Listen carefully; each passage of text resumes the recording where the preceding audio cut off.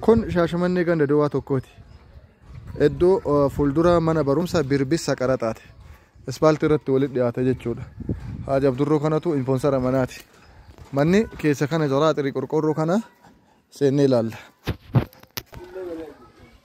Lafti kun kaaree 200. Kun ofa fottillee mana ijaarsaaf guddaa bootaa guddaa qaba.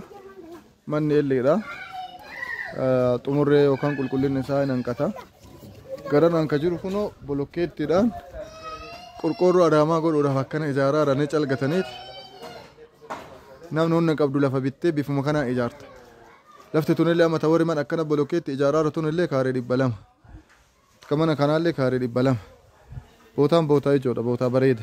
Ispaaltiitti illee dhiyoodha. Sanuu duwwaa tokko yookaan 01 afaan Habashaatiin jedhan san. Manni dhaabni manaa mishaadha. Garuu waan kanaa midheessan baay'ee qaba. Baasii guddaa qaba. Baasiin qaba. Baasii baasanii yoo midheessani manni maashaallaadha. Balbala tokko, balbala lama, balbala 3, 4, 5 jechuudha tanniin waliin. Mana fincaanii dugda duubaan qaba. Abdurroo kunuun jira. Manni fincaanii duuba kana. Manni fincaanii duuba naani. Manni fincaanii duuba naani. Shaaworiin illee hin jira. Shaaworiin illee hin jira. Keessillee akkuma duubaa kana bushaa.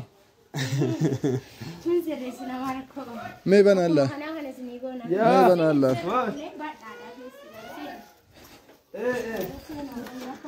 maashaallah. Kun saalooniidha. Saloonii gaadaa keessaa qaba. Salooniin sirbadha. Asxaa maddaatu mucaamu maal seenaa si abichuun laala. Engaa maal goonaa miti yaa'u sirreeffamuun isaa waa hafuuf.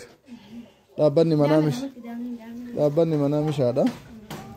Ijaarsi baay'ee bareeda dhaabbanni manaa. Hojjaallee qaba. Shaaworii garaa keessaan qabaare. Shaaworii qaba. Kan mana keessaa ka gaadaa keessaan qabu. Asiin muruun hin danda'amu. Allah akbar. Badhaani badha. Hin dukkanaa. Asiin muranii waliin fullaasuun hin danda'ama. Manni guddaadha.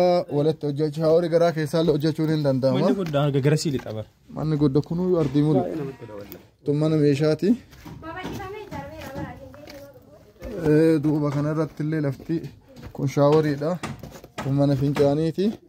Ila kun duubaanillee akkana jira. Lafta fi qoraawwamaa asii gatatanilleedha. Baay'ee bareeda. Biliyoona tokko